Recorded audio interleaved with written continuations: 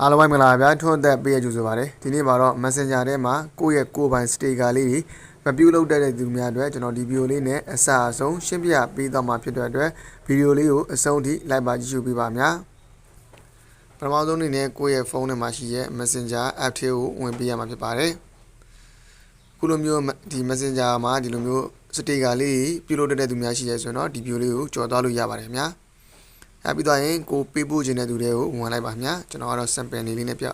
ပေးမှာဖြစ်ပါတယ်ဒီတော့ရောက်သွားပြီဆိုရင်တော့ဘေးနားလေးမှာ sticker ရုပ်လေးရှိရပါတော့ sticker လေးတွေကိုဝင်ပေးရမှာဖြစ်ပါတယ် sticker တွေကိုရောက်သွားပြီဆိုရင်တော့ကျွန်တော်တို့ဒီမှာအပေါင်းလက္ခဏာလေးရှိရပါတော့ဒီမှာ sticker ဘေးနားလေးမှာရှိတဲ့အပေါင်းလက္ခဏာလေးပေါ့ဒီနေရာလေးပါဒီနေရာလေးကိုနှိပ်လိုက်ပါနော် circuit test တွေအောက်မှာဒီဟာလေးကိုနှိပ်လိုက်နှိပ်ပြီးသွားရင်ကျွန်တော်တို့ဒီမှာgenerate custom sticker ဆိုတဲ့အလဲကောင်မှာရှိတဲ့ဟာတွေပေါ့နော် generate custom sticker ဆိုတဲ့ဝင်လိုက်ပြီးသွားပြီဆိုတော့ကျွန်တော်တို့ပြုလုပ်ချင်တဲ့ပုံလေးကိုနှိပ်ပြီးသွားရင်သူလှုပ်ပေးနေရပါတော့ခဏဆောင်လိုက်ဒီမျိုးလေးပေါ်လာမယ်ပေါ်လာပြီးသွားရင်ကိုကဒီ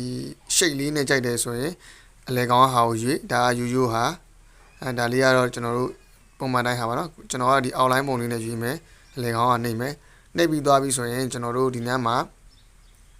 ၃ခုလေးရှိရပါတော့ဒီနေ့၃ခုလေးရှိတယ်ဒါက sticker လေးထည့်ခြင်းလည်းရတယ်စာလေးရေးခြင်းလည်းရတယ်ဒါ dot line လေးတွေပေါ့နော်ကျွန်တော်ပြမယ်ဒီမျိုးလေးကိုစိတ်ကြိုက်ဒီ bread လေးတွေလည်းရှိမယ်အားလေးလုပ်လို့ရတယ်ပေါ့နော်ဒါလေးကတော့စာရေးခြင်းစာရေးလို့ရတယ်ပေါ့နော်ကိုစိတ်ကြိုက်စာလေးတွေရေးလိုက်လို့ရတယ်ဒီ sticker ထဲမှာပဲသူပါသွားမှာပေါ့နော်အကြောင်းလေးတွေလည်းပြောင်းလဲလို့ရပါတယ်ပြီးတော့ရင်ကျွန်တော်ဒါလေးထည့်လိုက်မယ်နော်